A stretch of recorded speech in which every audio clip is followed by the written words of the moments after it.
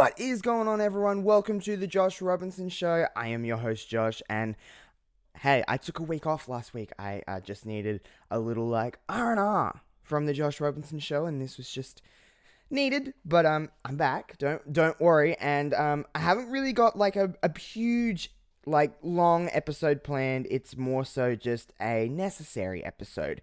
We'll get to the necessary part in a minute, but obviously, I need to give my 2 cents on. We're now 1 week out of WWE2K20, and this game has been absolutely everywhere, all over the internet. I, for one, was excited about this game. I was trying to remain as optimistic as possible, but disclaimer: this isn't a shit on this game because, regardless of its issues, I've still had fun with it at its core. But there is a lot of issues. It's a very broken game. It has a lot of bugs and everything like that. So, the main thing that I've noticed with this game that is very broken is showcase mode. That's where I've had my most glitches.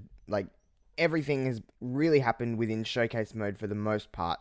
I've only had the game crash a couple of times. It's very different for everybody, I've noticed, in the sense of just some people are experiencing a lot of bugs, some people are experiencing none.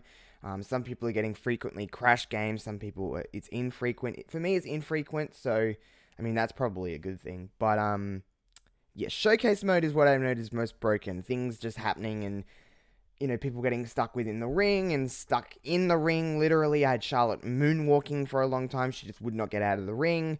I've had, pins not being counted. I really haven't had too much issue within my career. I'll talk about my career in a minute, but at its core, it's still fun, but there is a lot of brokenness. They released a statement saying they're going to update with a patch in the next couple of weeks. Knowing 2K and knowing video games in this day and age, not even just 2K, patches break more things, so then there's going to have to be a patch for the patch, and a patch for the patch for the patch.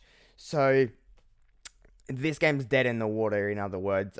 It might get a little bit better with some things, but yeah, this is, I have a little bit of a theory that I'll get to in a minute, but first I want to talk about my career, because my career is really, really fun. It's really silly. I like silliness, but it's fun, and I'm having a lot of fun in that mode. I still haven't finished it, because I'm slow. I like to do little bits and pieces of everything, so that's really fun, and there's some lines in it that are cheesy, and there's some cartoony looking things, but it's still really fun, and I'm still enjoying the journey of that.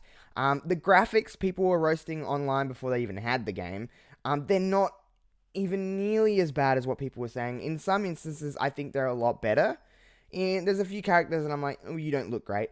But for a lot of the thing, I think they look more lifelike. That's just my opinion. But they're definitely not as bad as anyone was saying at all.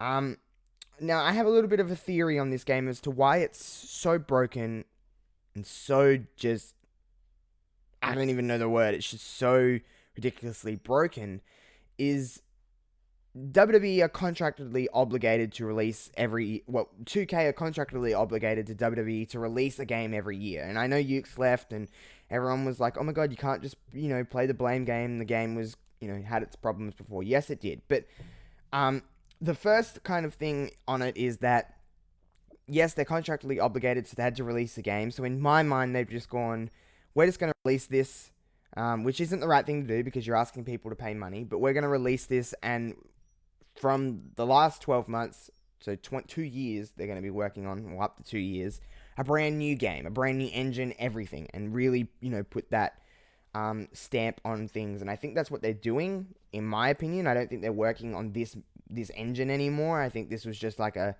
thing to get something out to fulfill contract obligations, which is terrible to say.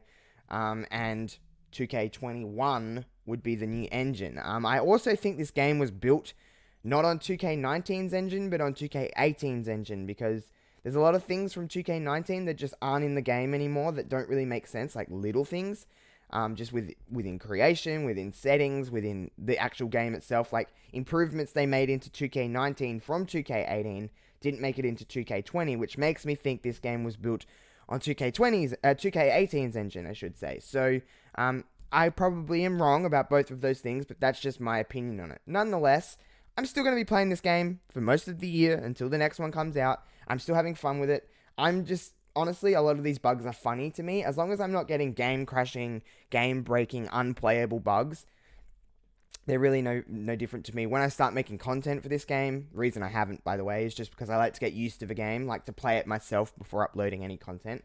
But when I start streaming this game and start uploading content of this game, it'll be funny. It'll be a lot of fun for me to just sit here and just laugh. And I'm having a lot of fun with that. It's fun to play with friends because of bugs and stuff like that, which is all the wrong reasons why you should enjoy a game, but I enjoy it for that.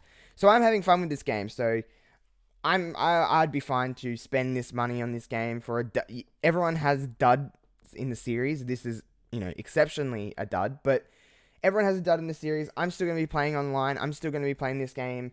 You're all welcome to, play along with me, I guess I could say. But I'm having fun with this game, and, if you want to hate it, be my guest. You have a reason to hate it, but I'm enjoying it. It's fun. It's still fun at its core. But that would be my stance on 2K20. So, the actual, bulk of this episode is not going to be as fun as what I just said. It's not going to be necessarily, sad or angry. It's just a thought that I have on my mind recently. I've noticed that the world, especially in this day and age, is very much like the term "what defines us." And what I mean by that is that why are we so quick to label someone or label ourselves? We've all done it. We've all been like, I'm a man. I'm a woman. I'm white. I'm black. I'm Asian. I'm gay. I'm straight. I'm bi. There's always a label to everything, and it kind of just what defines us. So if people were labeling me, they'd be like, he's a straight man. He's a 24-year-old. He's white. He's Australian. He's this and this and this. That would people what would be labeling me. I understand I'm very proud of who I am, and everyone should be proud of who they are, whatever reason, race, religion, sexual orientation, gender, whatever it may be. I'm not saying that at all. This isn't that at all. Be proud of who you are and own that. And I love that from especially from this day and age. People are more inclined to be like, yes, I am this person and I'm proud of that. That's not this. That's not what I'm talking about here. It's just very much like people are so quick to label someone and put them in that box instead of just letting people be. At the end of the day, how I see people is that we're all human beings. Every one of us is human beings. So I don't really see as like, I've never been one, even as a kid. As a kid, you're like, you hang out with boys, you hang out with, boys hang out with boys, girls hang out with girls. I never seen that. They're just all humans. I just hung out with whoever was nice. Gay people, straight people, bisexual people, they all have to be separate. It's like, no. Why do we always have to be separate? We're all humans. We're all just living our lives. Black, white, Asian, whatever. It's always like, oh, these are Asian people, these are black people, these are white people. No, just humans. They're all just humans. And I just think the world is very quick to associate people with these labels. And I'm just like, why? Why do we need these labels to define who we are? Why can't we just have the characteristics of a person, a personality of a person to define who they are, to label themselves who they are? I don't really believe in labels. Like, I wouldn't come out and say, I'm a straight man. I'm just a person.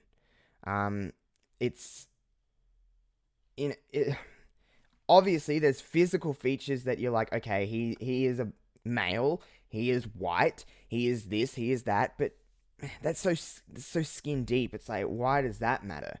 I just really think it's very much like this is the world we live in now, where everyone is defined by a label. I'm this, I'm that, and I don't know. I don't really have like a great answer for this. It's just I wish this wouldn't be the case. I am so happy that people are proud of being white or black or gay or straight or whatever they are, and they're like, yeah, I'm this and that's what I am, and I'm happy with. Cool, awesome. Please keep doing that. That's not what this is saying. I'm trying to word this correctly so it doesn't sound like I'm preaching or being like, don't say who you are. No. That's not what I am the furthest from that. Everyone knows that I am very much comfortable in my own skin, and I'm very much confident with the person that I am, with the way I present myself. There's not a lot of fear, there's not a lot of shame, because I'm not afraid of people um, trying to label me because of the way I am. I just kind of am like, you want to label me? Cool. I don't label myself that way. I just label myself as Josh Robinson. That's who I label myself as, and I just don't think it's really necessary to have these labels anymore. Like, we're so worried of, like, this is... Look at the world of wrestling, okay? People always say, that's a great women's wrestler. No, that's a great wrestler. You look at... There was a signee to the Performance Center, Jake Atlas, and he was... Everyone was like, the first openly gay, even though he's not, signee to the Performance Center. It's like, he's just a wrestler.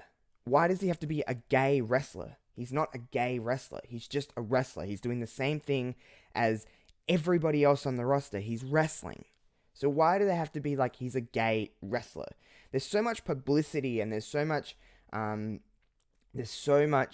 media involved in this kind of stuff now, especially in the world of entertainment. It's like, here's this, openly gay person. Great, be openly gay and be like, yo, I'm so happy to be this, and I'm proud, and I want to help other people come out and other people be who they are. Yes, but that also isn't what defines their work.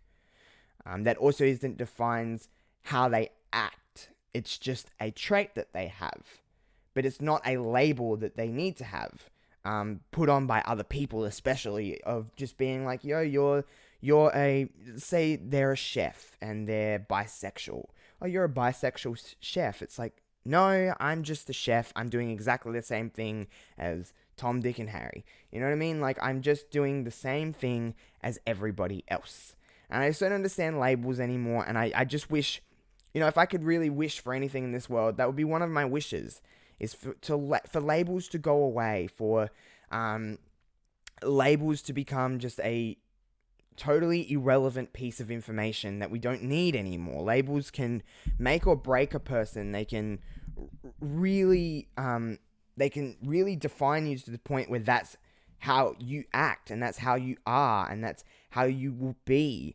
It really is quite upsetting for some people to get labeled this way, and then they're just like, yeah, that's who I am because that's how people see me. Really, at the end of the day, it doesn't really, as cheesy as this sounds, it doesn't really matter what anyone thinks about you except for yourself. As long as you know you're doing the right thing, you know you're a good person, and you're proud of who you are, it really doesn't matter what other people say. However, that's not the case for everybody, in the sense of they can't think like that. They think, well, these people are telling me I'm like this, especially younger people, especially, impressionable teenagers and stuff. In the world of social media and the internet and stuff, it's kind of crazy to think that, if they say you're this and this and this,